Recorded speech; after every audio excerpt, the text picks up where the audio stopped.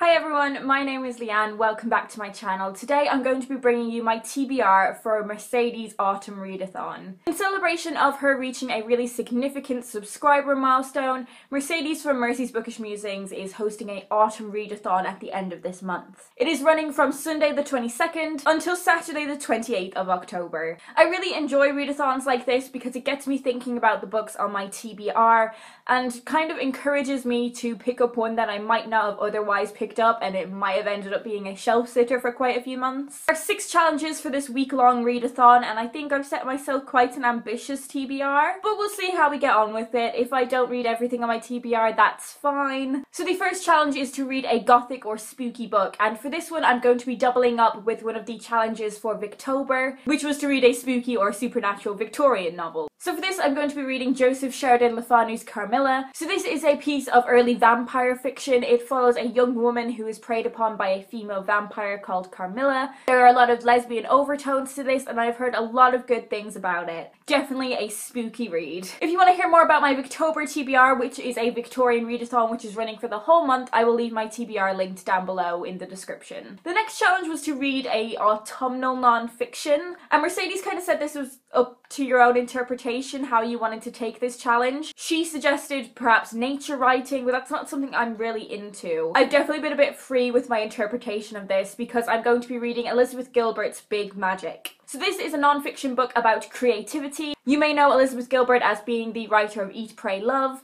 This is a book all about being a creative person, how to channel that creativity, and I associate autumn with being inside, nice and cozy, doing a bit of writing, and I'm in a bit of a writing slump at the minute. I think I'm like so tired quite a lot of the time. A lot of my creative energy is going into making YouTube videos, and I'm definitely not writing as much as I should be. So hopefully this will be a nice little read. I might listen to it on audiobook, which will encourage me to do some cozy autumnal writing. I'm going to be combining the next 2 challenges, the first of which is to read a novel set in a cold location, and then also to read a piece of historical fiction. For this, I am finally going to be picking up Burial Rites by Hannah Kent. This is a book that has just been sat on my TBR for way too long. So many people on BookTube raved about this book, and I feel like I definitely missed the hype.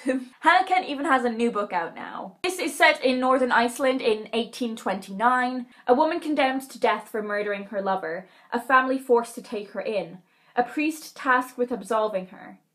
But all is not as it seems, and time is running out. Winter is coming, and with it the execution date. Only she can know the truth. This is Agnes's story. This one sounds like quite creepy as well. I'm really looking forward to finally delving into this and ticking it off my TBR. The next challenge is to read a short story collection, and I'm kind of in 2 minds about what I want to pick up for this. On the one hand, I would love to pick up a Fairy Tales by Carol Ann Duffy because look at it. This is a bunch of fairy tale tellings by Poet Laureate Carol Ann Duffy, who I adore. And look at it, it's gorgeous. It's just fully beautiful. I saw this in the library and couldn't resist picking it up. On the other hand, I also want to read Dubliners by James Joyce. So this is a collection of 15 short stories which feature moments of epiphany for each of the characters. They experience illuminations in various locations, from churches to houses to pubs to markets, and it's a depiction of middle-class life in Ireland in the earliest 20th century. I have never actually read any James Joyce. I know. I am tempted to hold off on this one until March because I'm like officially announcing now that my Irish readathon is gonna happen. But I do have some other Joyce works that I could get to for that readathon, so I'm not sure which one of these books I'm gonna pick up. I think I will probably end up going with this one because I feel I should read my own damn books, and I got this one from the library. But on the other hand, this seems kind of suitable as we're heading up to Halloween. But I don't want to saturate myself with like Halloweeny reads, do you know what I mean?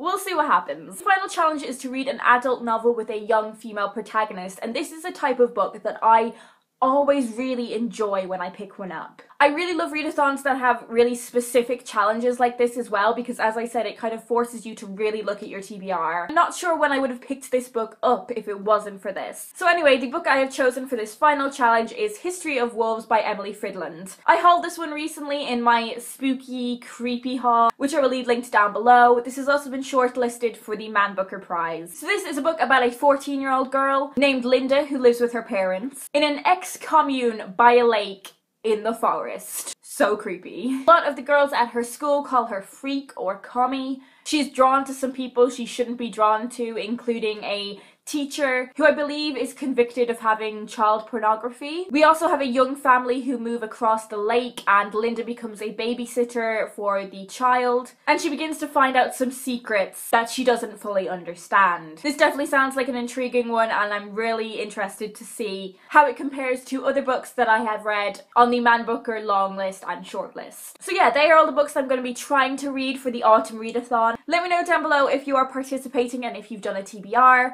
If you have and I haven't checked it out already, I definitely will. I definitely do have an ambitious TBR for a week-long readathon. I hope you're all well, and I will talk to you guys in my next video.